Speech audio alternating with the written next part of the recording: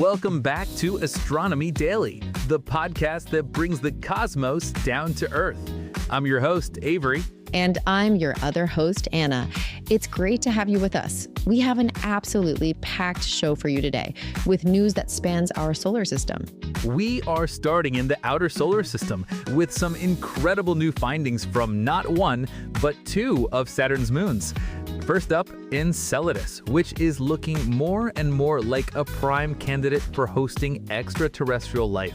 Then we'll stay in the same neighborhood to visit Titan, Saturn's largest moon, where its entire atmosphere appears to be doing something very strange, something scientists are comparing to a gyroscope.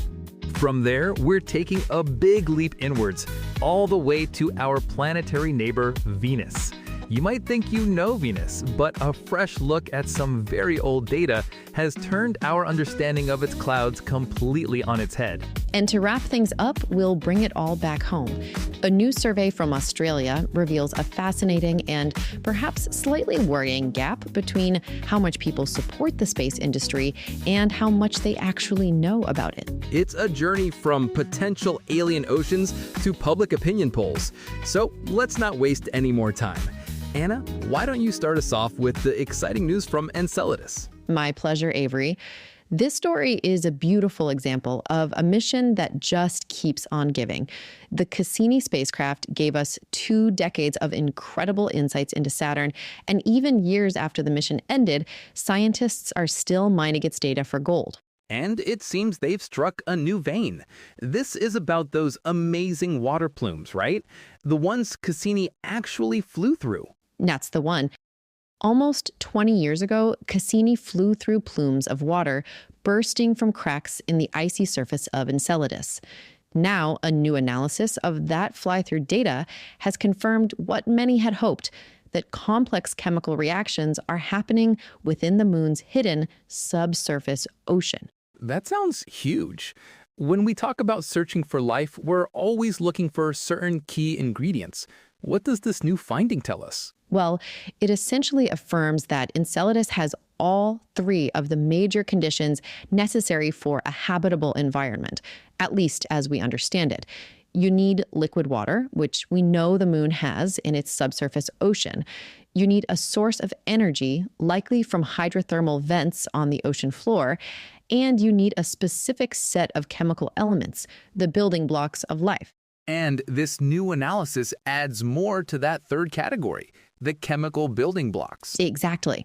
They found organic molecules, some new ones they hadn't detected before, in the fresh ice grains that were ejected directly from the ocean.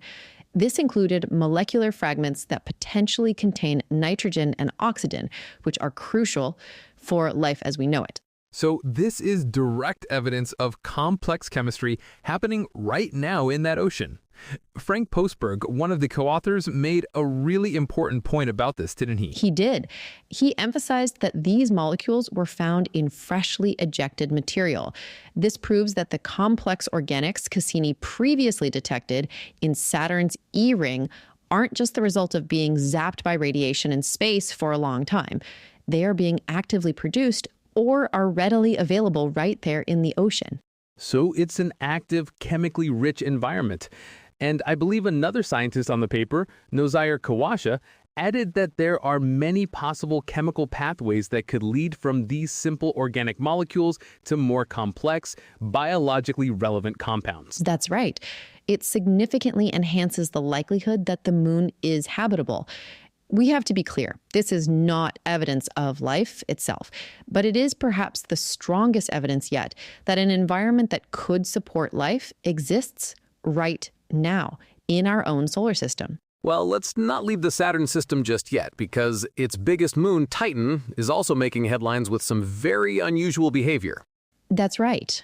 If Enceladus is all about its hidden ocean, Titan is famous for its thick, hazy atmosphere. It's the only moon in our solar system with a substantial atmosphere, denser even than Earth. And we've always known it's a weird place with its methane lakes and rivers, but now it seems the atmosphere itself is acting strangely. Researchers at the University of Bristol have uncovered that Titan's atmosphere doesn't rotate in step with its surface.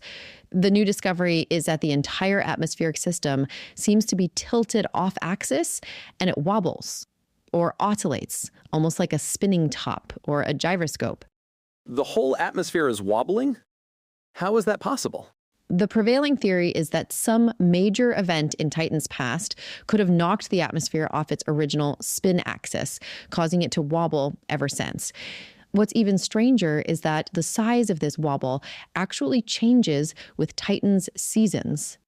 That has to be a critical piece of information for NASA's next big mission to the outer solar system. Absolutely. We're talking about the Dragonfly mission, the car-sized, drone-like rotorcraft that's scheduled to arrive at Titan in the 2030s. Its whole mission is to fly through Titan's atmosphere. And if you're trying to land a multi-billion-dollar nuclear-powered drone on a distant moon, you'd probably like to know if the entire atmosphere you're flying through is wobbling around. To put it mildly, yes. Understanding how the atmosphere behaves is absolutely crucial for calculating the landing trajectory. This discovery is a vital new piece of that puzzle. Okay, from the cold, hazy reaches of the Saturn system, let's head sunward to a place that's anything but cold, Venus. And for as long as I can remember, the defining feature of Venus has been its clouds of sulfuric acid. That has certainly been the dominant picture, but a new paper is challenging that in a fundamental way. A team of researchers decided to reanalyze data from NASA's Pioneer mission to Venus from the 70s. I love these stories where old data reveals new secrets. What did they find? Pioneer analyzed aerosols in the clouds by seeing at what temperatures they burnt off. The researchers applied modern techniques to this old data and noticed massive spikes in water. So it's not a water cloud in the way we'd think of one on Earth, but water is a huge component of what is making up the clouds. A huge component. It seems the water is locked up inside other minerals as hydrates. When they did the math, they found that this hydrated water made up the bulk of the aerosols measured, a staggering 62%. This has enormous implications for one of the most exciting ideas in planetary science, the search for life in the clouds of Venus. It really does. One of the primary arguments against that possibility has always been the extreme lack of available water.